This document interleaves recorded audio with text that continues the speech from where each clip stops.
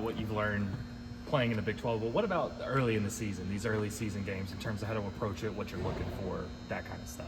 Looking for habits, you're looking for carryover, things you're emphasizing, your culture in terms of your system defensively.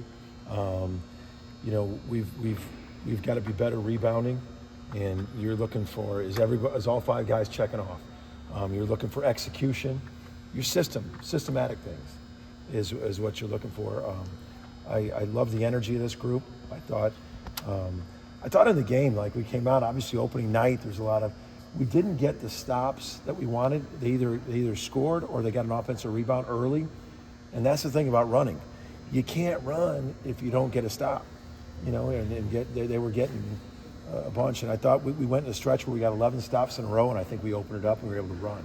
But definitely early, you're looking for all the things that your system because scouting is going to start taking the play. Now we got a one game film. The next thing you have 2, 3, 4. But you're looking on your system of your defense, system of your offense. You feel like that 11 stops were impressive in a row. Can your team have that kind of defensive presence? I believe so. I mean, 11 stops, that's sometimes unusual. But what I like about this group is like we came in with Rivaldo Soares, a fifth-year guy, the Trey Dardart, fifth year, John Hughley, a fourth-year junior. We came in with some older guys. I've been coming in with freshmen or sophomore without a lot of experience. And I felt we came in with some experience. So I felt like we had I could feel the depth last game that when the starters, it's not like they got off to a bad start by any means. It's just the other team, it was still kind of, and I think our bench really gave us a boost last game.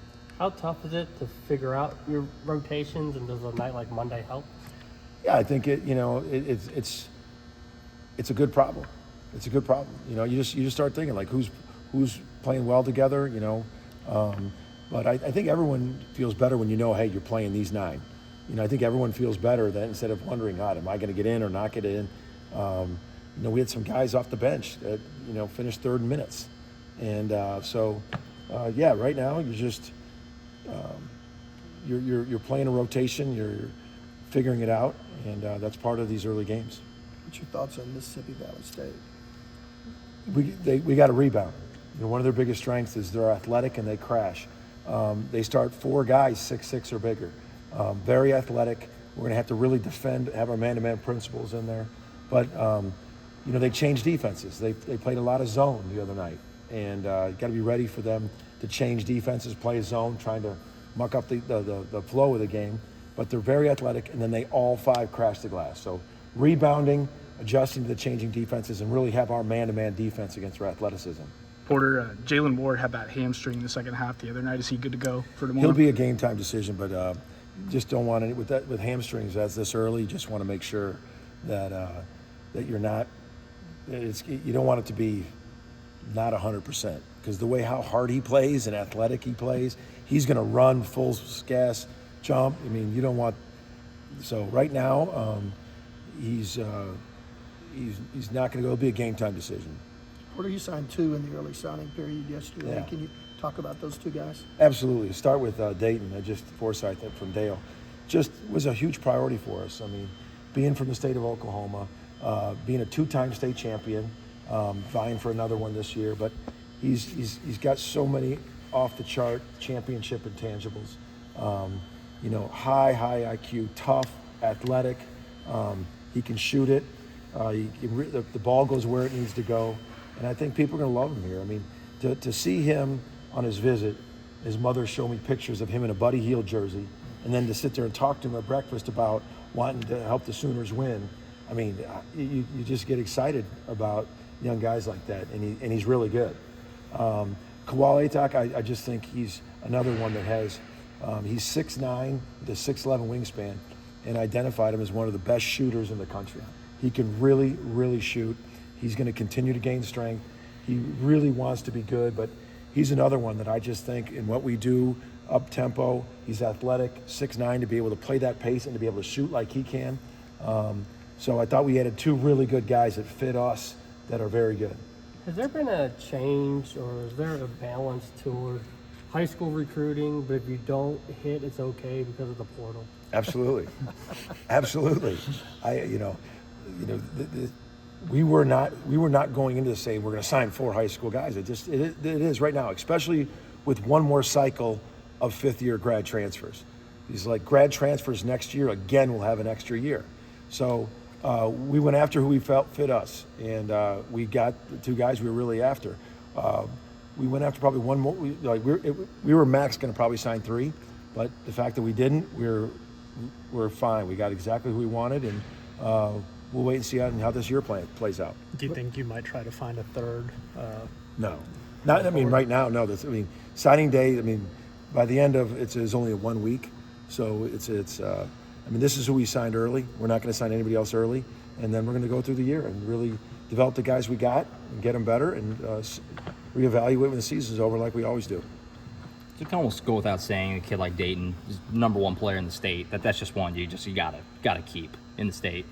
Well, I think for me it was that's nice that he's the top player in the state, but for me he fit us. He fit us, and that's the other thing. Is like, does he fit your system? Does he fit what you're about? And he's the #1 player in the state, so it was great that we kept him home.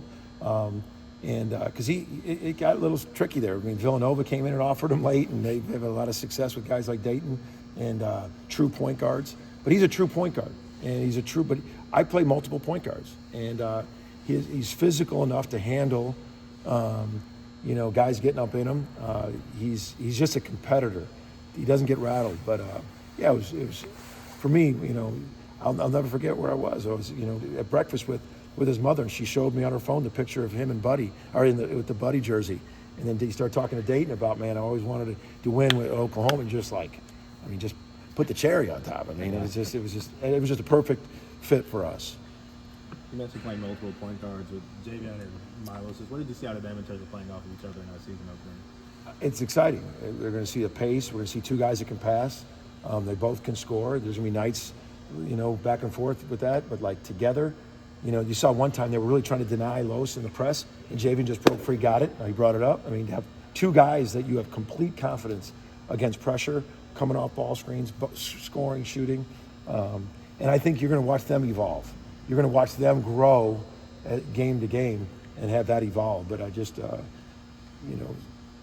I've played multiple point guards a lot in my career. I like it. It's you always say your point guard's your quarterback. I mean, great, I got 2. So why not? Why not if it fits what you do? You were able to make it to the line like 24 times, against Central Michigan. How important is kind of contact, especially down low, with a guy like John in there going to be this season? Yeah, absolutely. With those new rules, that's intentional. We are trying to smash the paint, create contact in the paint. With all the rules, they're calling it that. So we have some guys, we have some more speed.